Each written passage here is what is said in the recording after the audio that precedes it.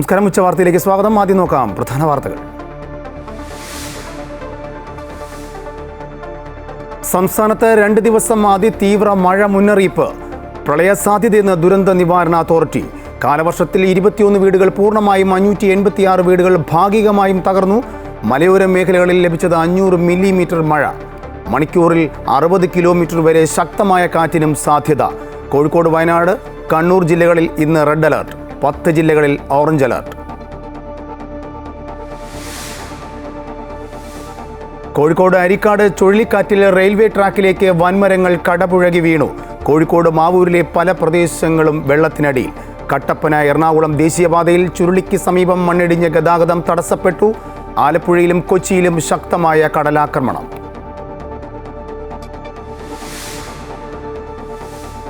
മുന്നണി പ്രവേശനത്തിൽ കോൺഗ്രസ് തീരുമാനം പറയട്ടെ എന്ന് PV അൻവർ. അൻവർ PK കുഞ്ഞാലിക്കുട്ടിയുമായി കൂടിക്കാഴ്ച നടത്തി. 2 ദിവസത്തിനകം തീരുമാനമായില്ല എങ്കിൽ അൻവർ മത്സരിക്കുമെന്ന് തൃണമൂൽ. ആര്യാടൻ മുഹമ്മദിന്റെ ഖബറിടത്തിൽ പ്രാർത്ഥിച്ച് ആര്യാടൻ ഷൗക്കത്തിന്റെ പ്രചരണത്തിന് തുടക്കം. LDF സ്ഥാനാർത്ഥിയെ ഇന്ന് പ്രഖ്യാപിച്ചേക്കും. പാർട്ടി സ്ഥാനാർത്ഥിയായി M സ്വരാജും പൊതുസ്വതന്ത്രരും പരിഗണനയിൽ.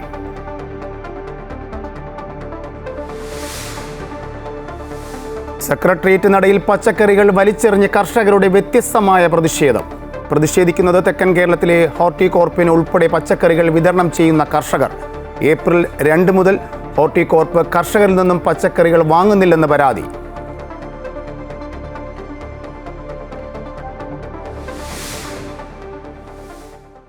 തിരുവനന്തപുരം വക്കത്ത് കൂട്ട ആത്മഹത്യ. മരിച്ച നിലയിൽ കാണപ്പെട്ടത് ഫാർമേഴ്സ് സഹകരണ ബാങ്ക് ജീവനക്കാരൻ അനിൽകുമാർ, ഭാര്യ ഷീജ, ആൺമക്കളായ ആകാശ്, അശ്വിൻ എന്നിവരെ. കടബാധിതയെന്ന് സൂചന.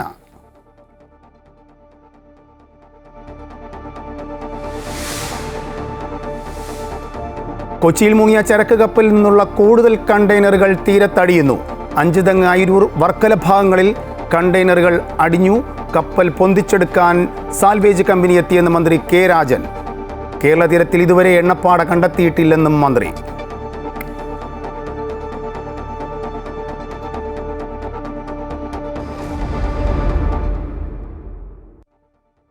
നിലമ്പൂരിൽ UDFനെ പ്രതിസന്ധിയിലാക്കി തൃണമൂൽ കോൺഗ്രസ്. UDF പ്രവേശനമുണ്ടായില്ല എങ്കിൽ അൻവർ നിലമ്പൂരിൽ മത്സരിക്കുമെന്ന് ജില്ലാ നേതൃത്വം അറിയിച്ചു.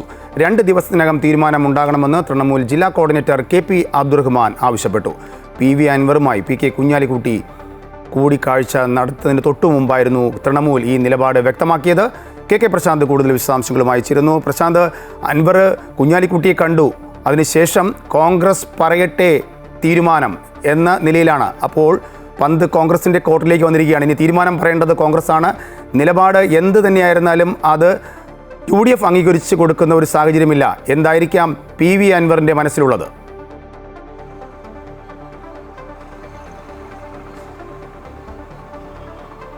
രാജേഷ്, വലിയ പ്രതീക്ഷയുടെ മുനമ്പിലായിരുന്നു UDF എങ്കിൽ ഇപ്പോൾ പ്രതിസന്ധിയുടെ മുനമ്പിലേക്ക് UDFനെ എത്തിച്ചിരിക്കുകയാണ് PV അൻവർ. അതുതന്നെയാണ് ഏറ്റവും ശ്രദ്ധേയമായ കാര്യം. ഒരിക്കലും ഇത്തരമൊരു പ്രതിസന്ധി ഈ ഘട്ടത്തിൽ UDF കോൺഗ്രസ് പ്രതീക്ഷിച്ചിട്ടുണ്ടാവില്ല. അത് അൻവറിനെ അനുനയിപ്പിക്കാനുള്ള നീക്കങ്ങൾ ഇതിൻ്റെ ഭാഗമായി തന്നെയാണ് മുന്നോട്ട് പോകുന്നത്. പക്ഷേ തങ്ങൾ ആരെയും അനുനയിപ്പിക്കാൻ ചുമതലപ്പെടുത്തിയിട്ടില്ല എന്ന് KPCC അടക്കം വ്യക്തമാക്കുന്നുണ്ട്. പക്ഷേ ആ സമയത്ത് തന്നെയാണ് അൻവർ ലീഗ് നേതൃത്വവുമായി കൂടിക്കാഴ്ച, പ്രത്യേകിച്ച് കുഞ്ഞാലിക്കുട്ടിയുമായി കൂടിക്കാഴ്ച നടത്തിയത്. തൻ്റെ അഭ്യുദയകാംക്ഷിയാണ് കുഞ്ഞാലിക്കുട്ടി, അതുകൊണ്ടാണ് കുഞ്ഞാലിക്കുട്ടിയുമായി കൂടിക്കാഴ്ച നടത്തിയത്. അദ്ദേഹത്തെ കണ്ടത് കാര്യങ്ങൾ അദ്ദേഹത്തെ ധരിപ്പിച്ചു എന്നുള്ളതാണ് PV അൻവർ വ്യക്തമാക്കിയത്. ഇനി നിലപാട് പറയേണ്ടത് കോൺഗ്രസ് ആണ്. തനിക്ക് പറയാനുള്ള കാര്യങ്ങൾ ലീഗിനെ അടക്കം അറിയിച്ചു എന്നുള്ളതാണ് PV അൻവർ പറയുന്നത്. അതേസമയം തന്നെ കോൺഗ്രസ് ഈ നിലപാടിൽ നിന്ന് ഇനി പിന്നോട്ട് പോകുമോ എന്നുള്ളതാണ് അറിയാനുള്ളത്. ഈ നിലപാട്, ഈ കൂടിക്കാഴ്ചയിൽ ഏറ്റവും ശ്രദ്ധേയമാകുന്നത് അൻവർ മുന്നോട്ട് വെക്കുന്ന ഉപാധികൾ എന്താണ് എന്നത് വളരെ കൃത്യമായി കുഞ്ഞാലിക്കുട്ടി വഴി കോൺഗ്രസിലേക്ക് എത്തിക്കുക എന്നുള്ളതായിരുന്നു അദ്ദേഹത്തിൻ്റെ ലക്ഷ്യം. അത് വളരെ കൃത്യമായി തന്നെ അദ്ദേഹം നടപ്പിലാക്കിയിരിക്കുന്നു. ഇനി ലീഗ് കോൺഗ്രസുമായി സംസാരിക്കുകയും കുഞ്ഞാലിക്കുട്ടി സംസാരിക്കുകയും എന്തൊക്കെ തരത്തിലുള്ള നീക്കുപോക്കുകൾ നടത്തിയാൽ അൻവർ കൂടെ നിൽക്കും എന്ന് വ്യക്തമാക്കുകയും ചെയ്യും. നിരുപാധിക പിന്തുണയെന്ന അൻവർ പറഞ്ഞിടത്തു നിന്നാണ് വലിയ പ്രതിസന്ധിയിലേക്ക് UDFനെയും കോൺഗ്രസിനെയും അദ്ദേഹം എത്തിച്ചത്. മാത്രമല്ല, തൃണമൂൽ കോൺഗ്രസ് ഒറ്റക്കെട്ടായി അൻവറിന് പിന്നിൽ അണിനിരക്കുന്നു. 2 ദിവസത്തിനുള്ളിൽ തീരുമാനമുണ്ടായില്ലെങ്കിൽ അവിടെ അൻവർ സ്ഥാനാർത്ഥിയാകും, നിലമ്പൂരിൽ സ്ഥാനാർത്ഥിയാകും എന്നുള്ളതാണ്. നിലമ്പൂരിലെ രാഷ്ട്രീയ സാഹചര്യത്തിൽ അൻവർ കൂടി കളത്തിലേക്ക് ഇറങ്ങിയാൽ ഒരുപക്ഷേ കോൺഗ്രസിനെ സംബന്ധിച്ച വലിയ പ്രതിസന്ധി ഉണ്ടാകും. ഒപ്പം തന്നെ ഇപ്പോഴത്തെ സാഹചര്യത്തിൽ രാഷ്ട്രീയമായത് മറികടക്കുക വളരെ പ്രയാസപ്പെടുന്ന ഒരു കാര്യം കൂടിയാകും. മറ്റൊന്ന്, CPMനെ സംബന്ധിച്ച് CPM കാത്തിരിക്കുന്നതും ഈ അൻവറിനെ അനുനയിപ്പിക്കുമോ എന്നറിയാൻ വേണ്ടി തന്നെയാണ്. അൻവറിനെ അനുനയിപ്പിക്കുന്നില്ല എങ്കിൽ ഒരു പൊതു സ്വതന്ത്രൻ നിലമ്പൂരിൽ LDFിൻ്റെ സ്ഥാനാർത്ഥിയാകും. കാരണം അൻവറിൻ്റെ വോട്ടുകൾ അൻവറിനോട് അല്ലെങ്കിൽ അൻവർ വരുന്നതോട് ഭിന്നിക്കുന്ന വോട്ടുകൾ, ഒപ്പം തന്നെ BJP വോട്ടുകൾ, മറ്റ് ഇതര വോട്ടുകളെല്ലാം തന്നെ സമാഹരിക്കാൻ പൊതുസമ്മതിന് കഴിയും. അതോടൊപ്പം തന്നെ എം സ്വരാജിനും അല്ലെങ്കിൽ പാർട്ടി ചിഹ്നത്തിൽ എം സ്വരാജ് മത്സരിക്കുന്ന ഒരു സാഹചര്യം നിലമ്പൂരിൽ ഉരുത്തിരിഞ്ഞു വന്നേക്കാം. രാജേഷ്, സ്ഥാനാർത്ഥിത്വം ലഭിക്കാത്തതിൽ ഒരു മോഹഭംഗവുമില്ല എന്ന് VS ജോയ്. പാർട്ടിയിൽ പ്രതിസന്ധിയില്ല. PV അൻവറുമായി ബന്ധപ്പെട്ട വിഷയം UDFിന്റെ ഉന്നത നേതൃത്വം ഇടപെട്ട് പരിഹരിക്കുമെന്നും VS ജോയ് പ്രതികരിച്ചു. സ്ഥാനാർത്ഥി വന്നതോടുകൂടി എല്ലാ വിവാദങ്ങളും അവസാനിച്ചിരിക്കുകയാണ്. എല്ലാ വിവാദങ്ങളും അടഞ്ഞ അധ്യായമാണ്. ഞങ്ങൾ എല്ലാവരും ഒറ്റക്കെട്ടായി ഒരു മനസ്സോടുകൂടി സ്ഥാനാർത്ഥിയെ വിജയിപ്പിക്കുന്നതിന് വേണ്ടിയുള്ള പ്രവർത്തനങ്ങളുമായി മുന്നോട്ട് പോയാണ്. അവസാനത്തെ എന്തെങ്കിലും അപസ്വരങ്ങൾ അവശേഷിക്കുന്നുണ്ട് എങ്കിൽ PV അൻവറുമായി ബന്ധപ്പെട്ട വിഷയങ്ങളൊക്കെ UDFിന്റെ ഉന്നത നേതൃത്വം വളരെ ഗൗരവത്തോടു കൂടി ചർച്ച ചെയ്ത് അത് പരിഹരിക്കുന്നതിന് വേണ്ടിയുള്ള ശ്രമം നടത്തിക്കൊണ്ടിരിക്കുകയാണ്. ഈ തെരഞ്ഞെടുപ്പ് നിലമ്പൂർ ഉപതെരഞ്ഞെടുപ്പിൽ ശുഭപ്രതീക്ഷയെന്ന് KPCC അധ്യക്ഷൻ സണ്ണി ജോസഫ്. അൻവർ സഹകരിക്കുമെന്നാണ് പ്രതീക്ഷിക്കുന്നത്. അൻവർ ഉയർത്തിയത് സർക്കാരിന്റെ ജനദ്രോഹ നയങ്ങളാണ്. സ്ഥാനാർത്ഥി പ്രഖ്യാപനത്തിന് ശേഷം താൻ അൻവറിനോട് സംസാരിച്ചിട്ടില്ല. എന്നാൽ K സുധാകരൻ സംസാരിച്ചിരുന്നു. അൻവറുമായി സമവായത്തിലെത്താൻ ആരെയും ചുമതലപ്പെടുത്തിയിട്ടില്ല എന്നും സണ്ണി ജോസഫ് പറഞ്ഞു. ഞാൻ സംസാരിച്ചില്ല. നമ്മളെ നേതാക്കന്മാർ ബന്ധപ്പെട്ടുകൊണ്ടിരിക്കുന്നുണ്ട്. ഇന്നലെ K സുധാകരൻ സംസാരിച്ചിരുന്നു. അല്ല, പ്രത്യേകിച്ച് ആരെങ്കിലും ചുമതലപ്പെടുത്തിയിട്ടില്ല. എല്ലാവരുമായിട്ടും നല്ല സൗഹൃദത്തിലാണ്. ആവശ്യമായ ചർച്ചകൾ നടത്തും. അവരുടെ മീറ്റിംഗ് ഉണ്ടെന്ന് അൻവർ പറഞ്ഞിരിക്കുന്ന അവരുടെ മീറ്റിംഗ് ഉണ്ടെന്ന് പറഞ്ഞല്ലോ. അതും കൂടി കഴിയണമായിരിക്കും. തിരുവനന്തപുരം വക്കത്ത് ഒരു കുടുംബത്തിലെ 4 പേരെ മരിച്ച നിലയിൽ കണ്ടെത്തി. വക്കം ഫാർമേഴ്സ് സഹകരണ ബാങ്ക് ജീവനക്കാരൻ അനിൽകുമാർ, ഭാര്യ ഷീജ, മക്കളായ അശ്വിൻ, ആകാശ് എന്നിവരാണ് മരിച്ചത്. അശ്വിന് 25 വയസ്സും ആകാശിന് 22 വയസ്സും പ്രായമുണ്ട്. 4 മൃതദേഹങ്ങളും ഫാനിൽ തൂങ്ങിയ നിലയിലായിരുന്നു. സംഭവം ശ്രദ്ധയിൽപ്പെട്ട നാട്ടുകാർ കടയ്ക്കാവൂർ പോലീസിൽ വിവരം അറിയിക്കുകയായിരുന്നു. കടയ്ക്കാവൂർ പോലീസ് സ്ഥലത്തെത്തി ഇൻക്വസ്റ്റ് നടപടികൾ ആരംഭിച്ചു. കടബാധ്യത മൂലം കുടുംബം ആത്മഹത്യ ചെയ്തുവെന്നാണ് പോലീസിന്റെ പ്രാഥമിക നിഗമനം.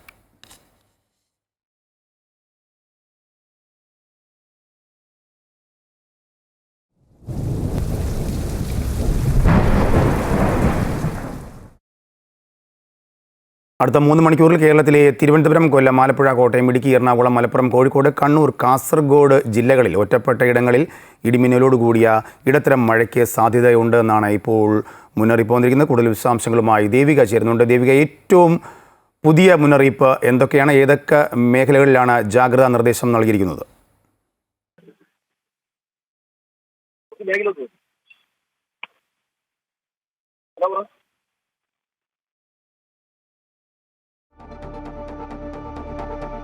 മണിക്കൂറിൽ 50 കിലോമീറ്റർ വരെ വേഗതയിൽ ശക്തമായ കാറ്റുണ്ടാകുമെന്ന് മുന്നറിയിപ്പുണ്ട്. മറ്റെല്ലാ ജില്ലകളിലും ഒറ്റപ്പെട്ട ഇടങ്ങളിൽ മഴയുണ്ടാകും.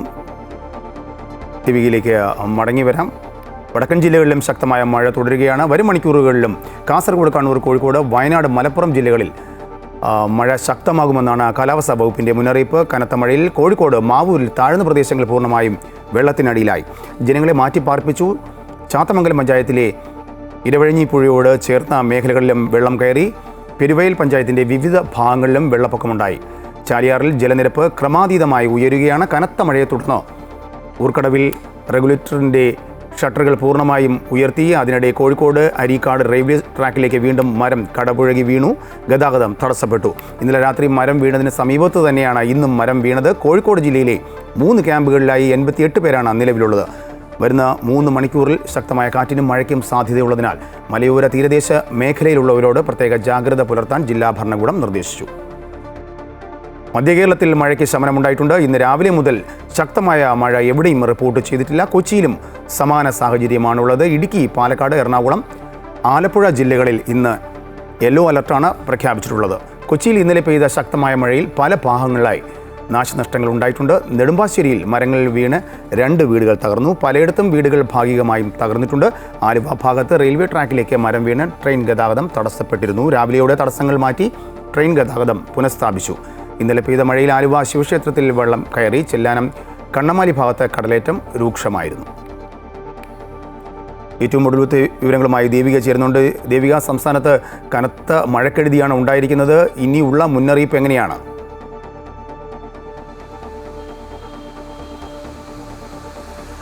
രാജേഷ്, നിലവിൽ സംസ്ഥാനത്ത് പ്രളയ മുന്നറിയിപ്പ് നൽകിയിട്ടുണ്ട്. കോട്ടയം, കോഴിക്കോട്, തിരുവനന്തപുരം ജില്ലകളിൽ ഉൾപ്പെടെ നദികളിൽ അപകടകരമായ രീതിയിൽ ജലനിരപ്പ് ഉയരാൻ സാധ്യതയുണ്ട്. അതുകൊണ്ട് തന്നെ ഈ നദികളുടെ തീരങ്ങളിലുള്ളവർ ജാഗ്രത പാലിക്കണമെന്ന് തന്നെയാണ് സംസ്ഥാന ദുരന്ത നിവാരണ അതോറിറ്റി മുന്നറിയിപ്പ് നൽകുന്നത്. തിരുവനന്തപുരത്തെ വാമനപുരം നദിയിലും ഇത്തരത്തിൽ അപകടകരമായ രീതിയിൽ ജലനിരപ്പ് ഉയരാൻ സാധ്യതയുണ്ട്. യാതൊരു കാരണവശാലും ഈ നദിയിൽ ഇറങ്ങാനോ നദികൾ മുറിച്ചു കടക്കാനോ പാടില്ല.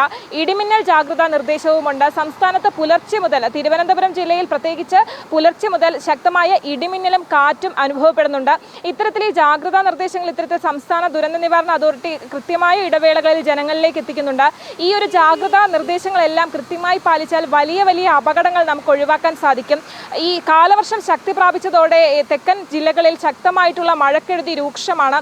കഴിഞ്ഞ ദിവസം കൊല്ലം ജില്ലയിൽ 2 പേരുടെ ജീവൻ നഷ്ടപ്പെടുന്ന സാഹചര്യം ഉണ്ടായിട്ടുണ്ട്. എന്തായാലും തിരുവനന്തപുരം ജില്ലയിൽ നിലവിൽ മഴ മാറി നിൽക്കുന്ന സാഹചര്യമാണുള്ളത്. രാജേഷ്. ദേവികയാണ് വിശദാംശങ്ങൾ നൽകിയത്. സംസ്ഥാനത്ത് 4-5 ദിവസം കൂടി മഴ തുടരുമെന്ന് മന്ത്രി കെ രാജൻ അറിയിച്ചിരിക്കുന്നു. 586 വീടുകൾ ഭാഗികമായും 21 വീടുകൾ പൂർണ്ണമായും തകർന്നെന്നാണ് പ്രാഥമിക കണക്കുകൾ. 29-30 തീയതികളിൽ മഴയും കാറ്റും ശക്തമാകുമെന്നും മുന്നറിയിപ്പുണ്ട്. ഈ ദിവസങ്ങളിൽ പ്രത്യേക ജാഗ്രത പുലർത്തണമെന്നും മന്ത്രി പറഞ്ഞു. മലയോര മേഖലയിലുള്ള രാത്രി യാത്രയിൽ ജാഗ്രത പുലർത്തണമെന്നും അദ്ദേഹം കൂട്ടിച്ചേർത്തിട്ടുണ്ട്. ഇന്ന് ഒരു ന്യൂനമർദ്ദ പാത്തി കൂടി രൂപവൽക്കരിക്കുന്നതോടെ മഴയുടെ അളവും മൺസൂൺ കാറ്റിൻ്റെ ശക്തിയും വർദ്ധിക്കും എന്നാണ് നമ്മൾ കാണുന്നത്.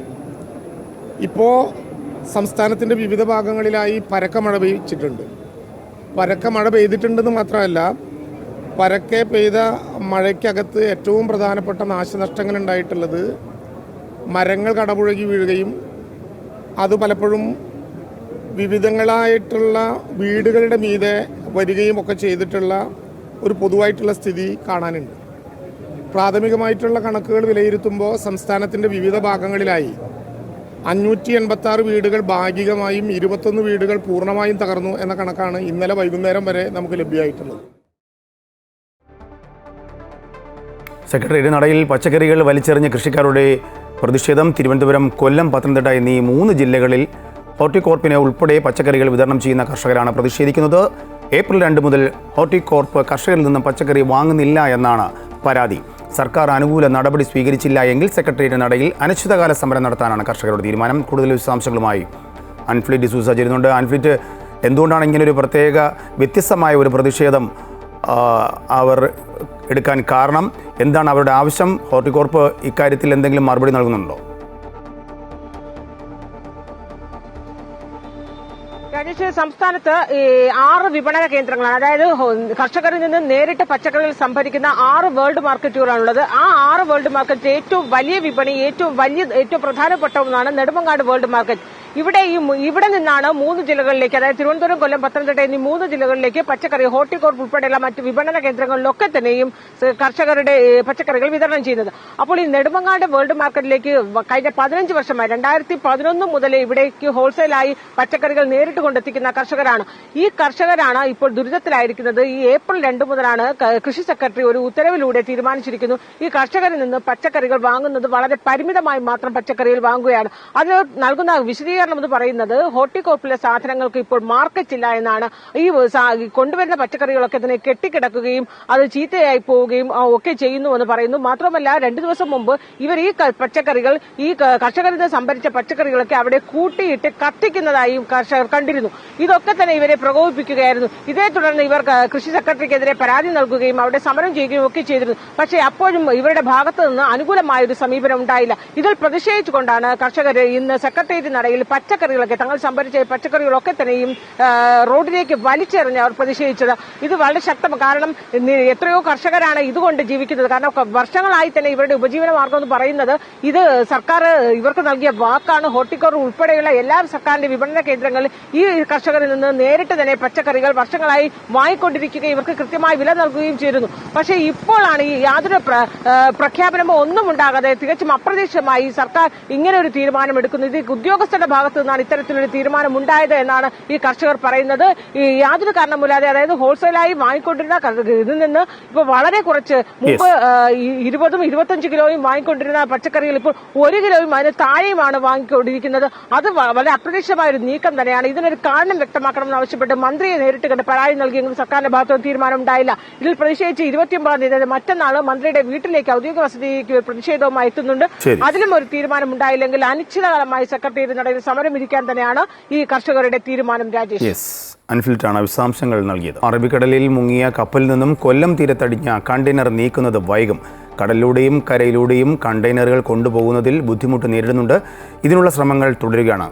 കടൽമാർഗം ഇന്നലെ കൊല്ലം തുറമുഖത്തേക്ക് ഒരു കണ്ടെയ്നർ എത്തിച്ചിരുന്നു. വിവരങ്ങളുമായി സുധീഷ് ചേരുന്നുണ്ട്. സുധീഷ്, ഏറ്റവും വലിയ പ്രതിസന്ധി എന്ന് പറയുന്നത് കണ്ടെയ്നർ അവിടെ നിന്ന് മാറ്റുക എന്നുള്ളതാണ്. ഏത് തരത്തിൽ ഇനി മാറ്റാനാണ് അധികൃതർ ഉദ്ദേശിക്കുന്നത്?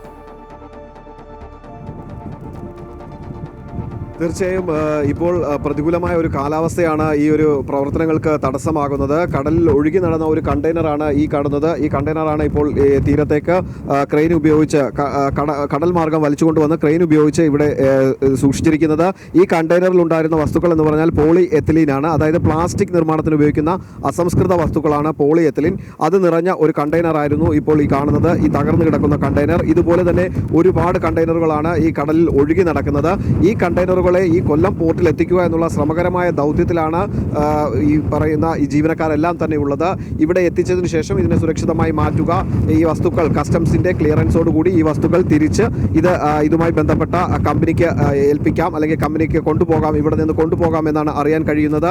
ഈ തകർന്ന കണ്ടെയ്നറുകളെ സ്ക്രാപ്പ് വിഭാഗത്തിൽ ഉൾപ്പെടുത്തി മാറ്റുന്നതിനുള്ള നടപടിക്രമങ്ങൾ നടക്കുന്നു. തീരത്തടിഞ്ഞെടുക്കുന്ന കണ്ടെയ്നറുകളെ ഗ്യാസ് കട്ടർ ഉപയോഗിച്ച് മുറിച്ചു മാറ്റിയ ശേഷം അതിനെ കരമാർഗം കൊണ്ടുവരിക എന്നുള്ളൊരു ദൗത്യമാണ് ഇപ്പോൾ ആരംഭിച്ചിട്ടുള്ളത്. ഈ നടപടികൾ തുടർന്ന് വരികയാണ്.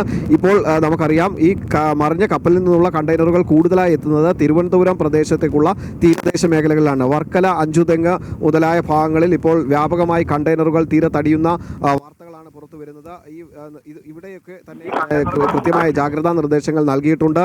ഈ കണ്ടെയ്നറുകൾ കടലിൽ ഒഴുകി നടക്കുന്നതിനാൽ മത്സ്യബന്ധനത്തിന് അല്ലെങ്കിൽ പോകുന്നതിനുള്ള ഒരു വിലക്കും ഇപ്പോൾ ജില്ലാ ഭരണകൂടം നൽകിയിട്ടുണ്ട്. കാരണം ഇവ വന്ന് ഇടിച്ച് ബോട്ടുകളും വള്ളങ്ങളും മറിയാനുള്ള സാധ്യതകളുണ്ട്. എന്നാൽ ഈ കണ്ടെയ്നറുകളിൽ നമുക്ക് ഭീകരാന്തരീക്ഷം അല്ലെങ്കിൽ നമുക്ക് പേടിപ്പെടുത്തുന്ന അല്ലെങ്കിൽ അത് അത്രയും ആശങ്ക ജനിപ്പിക്കുന്ന വസ്തുക്കളൊന്നും തന്നെ ഇല്ല എന്നുള്ളൊരു നിർദ്ദേശമാണ് ഇപ്പോൾ നമുക്ക് ലഭിക്കുന്നത്. ഇത്തരത്തിലുള്ള സാധനങ്ങളാണ്, അതായത് ഇപ്പോൾ ഈ കാണുന്ന പോളി എത്തിലീൻ, അതായത് പ്ലാസ്റ്റിക്കിൻ്റെ അസംസ്കൃത വസ്തു, ഒപ്പം തന്നെ പേപ്പർ, പിന്നീട് തേയില തുടങ്ങിയ വസ്തുക്കളൊക്കെ ആയിരുന്നു കഴിഞ്ഞ ദിവസങ്ങളിൽ അടിഞ്ഞ കണ്ടെയ്നറുകളിൽ നിന്നും കണ്ടെത്താനായത്. അതുകൊണ്ട് തന്നെ ആശങ്കപ്പെടേണ്ട സാഹചര്യമില്ല. പക്ഷേ ഈ കണ്ടെയ്നറുകൾ കടലിൽ നിന്ന് തിരിച്ചെത്തിക്കണം, അതാണ് ഒരു ശ്രമകരമായ ദൗത്യം. സുധീഷാണ് വിശദാംശങ്ങൾ തത്സമയം നൽകിയത്. അറബിക്കടലിൽ മുങ്ങിയ ചരക്ക് കപ്പലിലെ 33 കണ്ടെയ്നറുകൾ ഇതുവരെ തീരത്തടിഞ്ഞിട്ടുണ്ടെന്ന് മന്ത്രി കെ രാജൻ പറഞ്ഞു. 29 എണ്ണം കൊല്ലത്താണ്. കണ്ടെയ്നറുകൾ കണ്ടെത്തിയാൽ 200 മീറ്ററെങ്കിലും അകലം പാലിക്കണമെന്നും തീരദേശ മേഖലയിൽ പ്രത്യേക ജാഗ്രത വേണമെന്നും മന്ത്രി പറഞ്ഞു. 33 കണ്ടെയ്നറുകളാണ് നമുക്ക് ഇതിനകം തന്നെ അവിടെ കപ്പലിൻ്റെ ഉള്ളിൽ നിന്ന് വീണ് തീരത്തേക്ക് എടുത്തു എന്ന് മനസ്സിലാക്കാൻ കഴിയുന്നത്. ആ 33 കണ്ടെയ്നറുകളിൽ 29 എണ്ണവും കൊല്ലത്തിൻ്റെ തീരത്താണ് കണ്ടത്. 2 എണ്ണം തിരുവനന്തപുരത്ത് ഇപ്പോൾ ഉൾപ്പെടെ കണ്ടെത്തിയിട്ടുണ്ട്, 2 എണ്ണം ആലപ്പുഴയിലും. ഇങ്ങനെ 33 കണ്ടെയ്നറുകളാണ് പിന്നെ തീരത്ത് ഇതിനകം കണ്ടിട്ടുള്ളത്. നടൻ ഉണ്ണി മുകുന്ദൻ മർദ്ദിച്ചു എന്ന മാനേജറുടെ പരാതിയിൽ വിശദീകരണവുമായി ഉണ്ണി മുകുന്ദൻ. ബിബിൻ ആരോപിക്കുന്നത് പോലെ ദേഹോപദ്രവം ഏൽപ്പിച്ചിട്ടില്ലെന്നും വർഷങ്ങളായി ഒരു സുഹൃത്തിനെ പോലെ കൂടെ ഉണ്ടായിരുന്ന വ്യക്തി തന്നെക്കുറിച്ച് അപവാദ പ്രചരണം നടത്തിയപ്പോൾ ചോദ്യം ചെയ്യുക മാത്രമാണ് ഉണ്ടായതെന്ന് ഉണ്ണി മുകുന്ദൻ പ്രതികരിക്കുന്നു. ക്യാമറ ഉള്ള ഭാഗത്താണ് സംഭവം നടന്നതെന്നും സുഹൃത്തായ വിഷ്ണു ഉണ്ണിത്താനും സംഭവ സമയത്ത് തൻ്റെ കൂടെ ഉണ്ടായിരുന്നുവെന്നും ഉണ്ണി മുകുന്ദൻ വിശദീകരിക്കുന്നു. അതേസമയം ഉണ്ണി മുകുന്ദനെതിരെ ഗുരുതര വകുപ്പുകൾ ചുമത്തിയാണ് FIR ഇട്ടിരിക്കുന്നത്.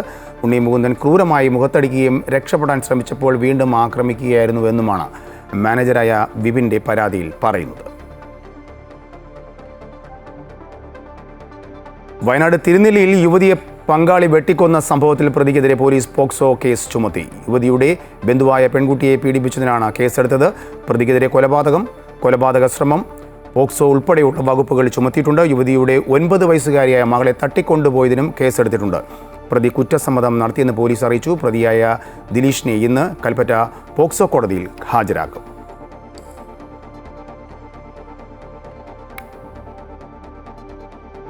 ജാർഖണ്ഡിൽ മാവോയിസ്റ്റ് കമാൻഡറെ സുരക്ഷാ സേന വധിച്ചു. മാവോയിസ്റ്റ് കമാൻഡർ തുളസി ഭുയ്യാനാണ് കൊല്ലപ്പെട്ടത്.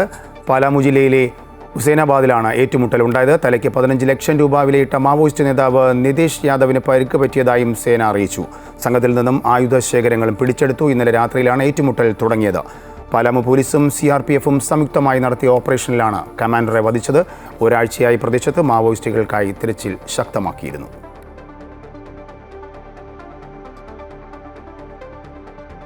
മുനമ്പം ഭൂമിയുടെ ഉടമസ്ഥാവകാശം സംബന്ധിച്ച് കോഴിക്കോട് ട്രിബ്യൂണലിൽ നടക്കുന്ന കേസ് പരിഗണിക്കുന്നത് ജൂൺ 17 മാറ്റി. മുനമ്പം നിവാസിയുടെ കക്ഷി ചേരാനുള്ള അപേക്ഷയും കക്ഷി ചേർക്കാനുള്ള അപേക്ഷയുമാണ് തള്ളിയത്. പുനഃപരിശോധിക്കണമെന്ന വഖഫ് സംരക്ഷണ വേദിയുടെ അപേക്ഷയും 17 പരിഗണിക്കും. അതിനിടെ മുനമ്പം നിവാസികളായ 4 പേർ പുതിയതായി ഹർജി നൽകി. വഖഫ് ബോർഡിന്റെ ഉത്തരവിനെ ചോദ്യം ചെയ്തതാണ് ഹർജി നൽകിയിട്ടുള്ളത്. മാസപ്പടി കേസിൽ CMRനെതിരായ ഹർജി ഡൽഹി ഹൈക്കോടതി ഇന്ന് വീണ്ടും പരിഗണിക്കുന്നത് CBI അന്വേഷണം ആവശ്യപ്പെട്ടുള്ള ഹർജിയാണ്. SFIR റിപ്പോർട്ടിന്റെ അടിസ്ഥാനത്തിൽ അന്വേഷണം വേണമെന്നാണ് മാധ്യമപ്രവർത്തകൻ MR വിജയൻ നൽകിയ ഹർജിയിലെ ആവശ്യം. നേരത്തെ വേനലവധിക്ക് ഹർജി പരിഗണിച്ച കോടതി രേഖകൾ മുദ്രവച്ച കവറിൽ കൈമാറാൻ ആവശ്യപ്പെട്ടിരുന്നു. CMRൽ എക്സാലോജി കമ്പനി, വീണ വിജയൻ എന്നിവരാണ് കേസിലെ എതിർകക്ഷികൾ. ഇടുക്കിയിൽ ശക്തമായ മഴ തുടരുന്നു. മാങ്കുളത്ത് സ്വകാര്യ ബസ്സിന് മുകളിൽ മരവും വൈദ്യുതി പോസ്റ്റും വീണു. ഇന്നലെ രാത്രി കുവൈറ്റ് സിറ്റി പാലത്തിന് സമീപമാണ് അപകടമുണ്ടായത്. ആർക്കും പരിക്കില്ല. കൊച്ചി ധനുഷ്കോടി ദേശീയപാതയിൽ അടിമാലി 6-ാം മൈലിൽ മരം വീണ് തടസ്സപ്പെട്ട ഗതാഗതം പുനഃസ്ഥാപിച്ചു. കാഞ്ഞങ്ങാട് നഗരസഭ ബസ് സ്റ്റാൻഡ് ഷോപ്പിംഗ് കോംപ്ലക്സിൽ വിള്ളൽ. ബസ് സ്റ്റാൻഡിലേക്കുള്ള പ്രവേശന കവാടം പോലീസ് അടപ്പിച്ചു. കനത്ത മഴയിൽ ഇന്ന് രാവിലെയാണ് സിമന്റ് വലിയ രീതിയിൽ അടർന്നുണ്ടായ വിള്ളൽ കണ്ടെത്തിയത്. സുരക്ഷ കണക്കിലെടുത്ത് വാഹനങ്ങളും യാത്രക്കാരും കാഞ്ഞങ്ങാട് ബസ് സ്റ്റാൻഡ് കോംപ്ലക്സ് പരിസരത്ത് തങ്ങരുതെന്നും പോലീസ് നിർദ്ദേശം നൽകിയിട്ടുണ്ട്. നിലവിൽ നഗരസഭ ബസ് സ്റ്റാൻഡ് യാർഡിന്റെ പ്രവൃത്തികൾ നടന്നു വരികയാണ്.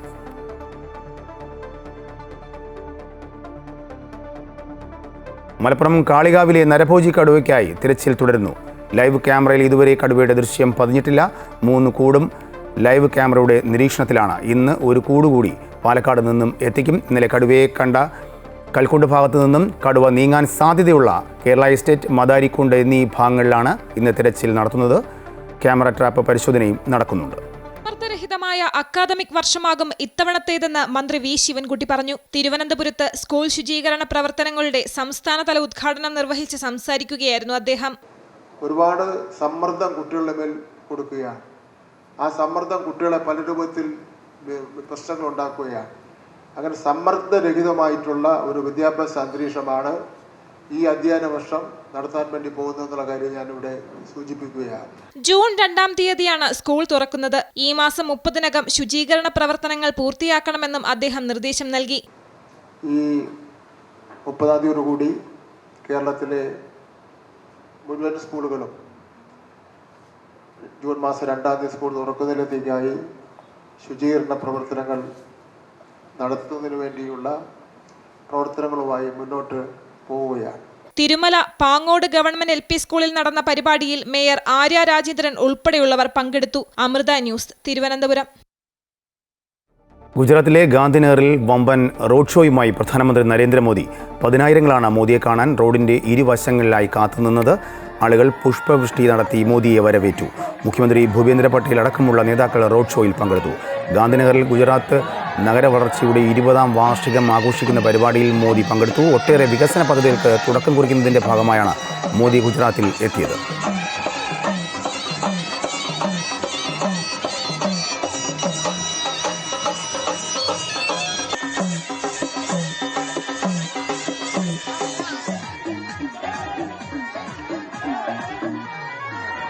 बदला होगा पत्थर जब जब आंख उठाएंगे जो हमसे टकराएंगे तो दूर दूर हो പഞ്ചാബിലെ അമൃത്സറിൽ മജിദാർ റോഡ് ബൈപ്പാസിന് സമീപമുണ്ടായ സ്ഫോടനത്തിൽ ഒരാൾ മരിച്ചു. ഭീകരനെന്ന് സംശയിക്കുന്ന ആളാണ് മരിച്ചതെന്നാണ് റിപ്പോർട്ട്. പോലീസ് അന്വേഷണം ആരംഭിച്ചു.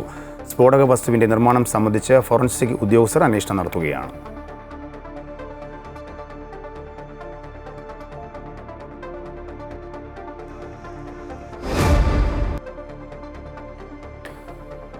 IPLൽ മുംബൈ ഇന്ത്യൻസിനെ തകർത്ത് 1-ാം ക്വാളിഫയർ ഉറപ്പിച്ച് പഞ്ചാബ് കിങ്സ്. 7 വിക്കറ്റ് വിജയമാണ് നിർണായക മത്സരത്തിൽ പഞ്ചാബ് സ്വന്തമാക്കിയത്. മുംബൈ ഉയർത്തിയ 185 റൺസ് 18.3 ഓവറിൽ 3 വിക്കറ്റ് നഷ്ടത്തിൽ പഞ്ചാബ് മറികടന്നു. ഇതോടെ 14 മത്സരങ്ങളിൽ 19 പോയിന്റുമായി പഞ്ചാബ് കിങ്സ് 1-ാം സ്ഥാനത്തെത്തി. സീസണിലെ 6ാം തോൽവി വഴങ്ങിയ മുംബൈ ഇന്ത്യൻസിന് 16 പോയിന്റുണ്ട്. ഇന്ന് ലക്നൗ ബാംഗ്ലൂരിനെ നേരിടും.